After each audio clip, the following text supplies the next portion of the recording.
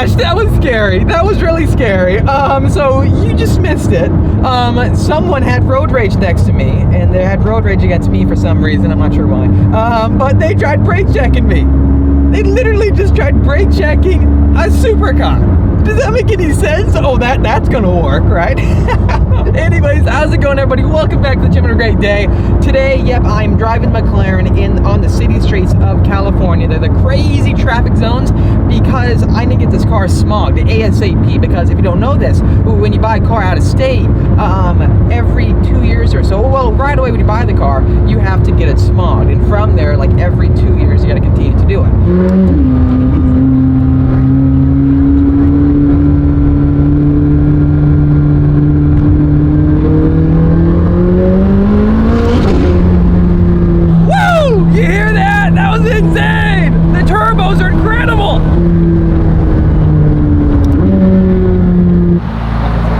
Okay, so I think we're just starting the smog check right now from McLaren. Now, buying a car out of state, you know, you have to do this, and it's unfortunate. However, this process seems pretty easy and straightforward. I think we're gonna be all set pretty soon. Plugging stuff into the car, getting readouts, and overall, the car is street legal in California. You know, it is illegal, despite it being able to shoot flames. You know, it is still street legal. Okay, so quick update. I have left the smog shop. We are completely smogged and checked out. Really easy procedure, actually. It's plugged in some stuff into the OBD port. The hazard's wrong for some reason. But this is a strange part, guys. Now, I'm trying to find the service department for McLaren because I actually ordered a bracket piece for the under panel tray for the McLaren to help, you know, reinforce it even more for the time being. It actually came off, whoever damaged it. Anyways, though, this road is really bumpy. It's hard to believe that there's a exotic car center around here anywhere. I mean, look at this. If you had a Centenario or something crazy over, like a Bugatti, what? No owner's gonna like this road. This is it, O'Gara, the service center right here. Man, big bumps everywhere. Oh gosh, look at that incline. It's huge.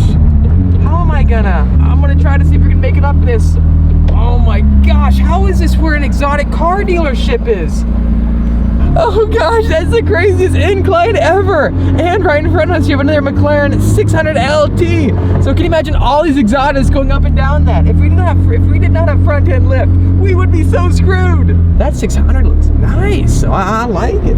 Here's the thing, looking at that McLaren 600 LT, it's got something that I really wish I had on this car, and it's a big bummer I do not. It has Trofeo R's, the R compound tires. We have the normal P0s. I mean, I can't believe the dealership put these tires on. These are the worst tires ever for this car in the sense of tracking. These are street tires. These aren't, you know, the streetable track and competition tires. No, these are meant for like daily driving and so forth. Those are the tires we need to put on this car right away, that being any R compound track tire. Okay, here we go, getting outside the car.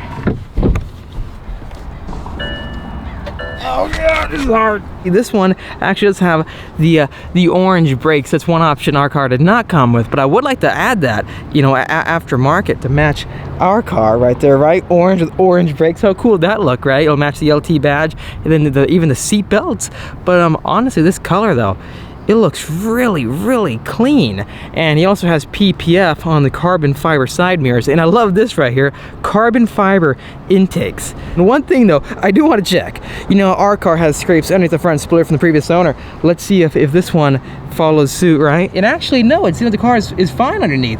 And it seems like that they installed aftermarket covers underneath the front splitter to protect for damage. I think we're going to look into that for our car. Okay, so I just left the service building over there. These are two pretty cool specs right behind me. I mean, the 600 LT, something about it. I'm falling for this car. It is so mean. Gosh darn these center seats. You gotta be so careful getting inside and out. It's so hard. Whew, we have made it. We're inside the car. Getting in this is like hopping inside a roller coaster, right? You know, that feels when you're climbing through, getting on that roller coaster seat. Well, this is like the same exact thing. But okay, so here comes the scary part, right? Looking that way, looking down the entire hill, as you can see, we have that crazy angle down there. So you know what we're gonna have to do? We're gonna have to see how this looks from the outside. Can we make it? Can we make it? Made it in. Now the next part is me getting out.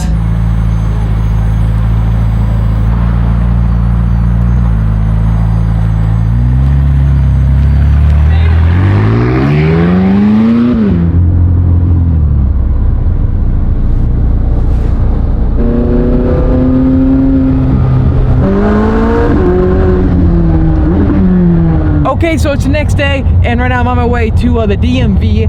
I have to finish off the final steps of this process to get this car, you know, California street legal out here, get it registered. So smog is done. Now I just gotta get the inspection done, and then we should be all set. Welcome to the California DMV, the greatest place on earth, actually, if you didn't know that. What is that, Lamborghini Performante? What are the odds of seeing that? I mean, come on. Okay, this is it. We have made it to the California DMV. Already, I got a really weird vibe. I'm landing up for around the whole entire building, actually, because of all the conditions going on right now.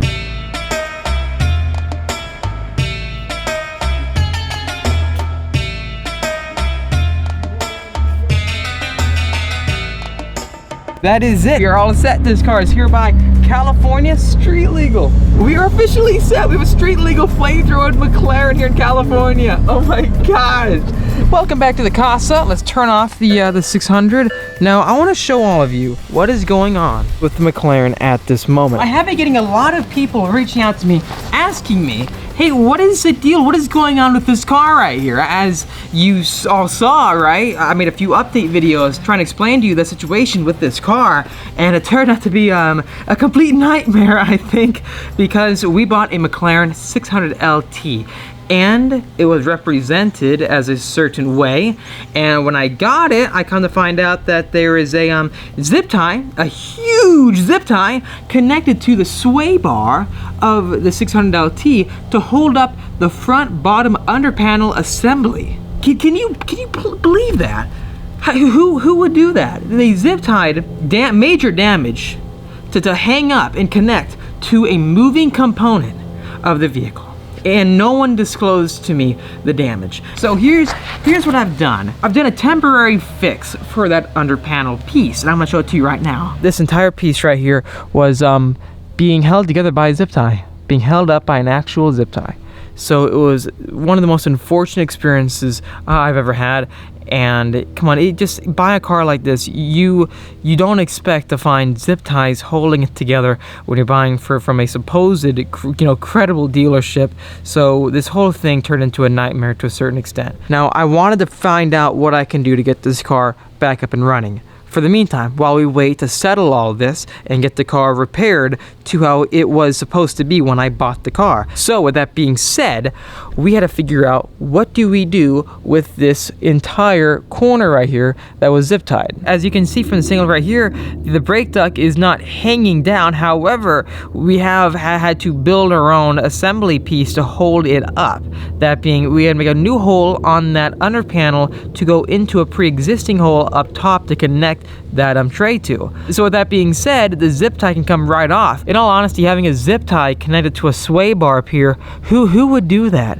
That is one of the most ridiculous things ever. Right there, as you can see, there's an L bracket that has been installed on this corner piece of the under tray that is the brake duct, and it goes into a pre-existing hole on top. So that is from Lowe's right there. So yes, we are doing temporary repairs to the McLaren with the help of Lowe's. Hey everybody, welcome to the front of the McLaren 600 LT. What I have done is that I've raised the bolts that connect to the under panel tray above this tub. Now with the 600 LT and I think 570s as well, I'm not sure, what happens is that these screws connect from underneath the car where that big tray is, and it goes through into the tub. So it was actually pulled straight down. You can see these hairline fracture and crack marks. It was so bad towards the middle, it was just torn straight through. It's like really messed up.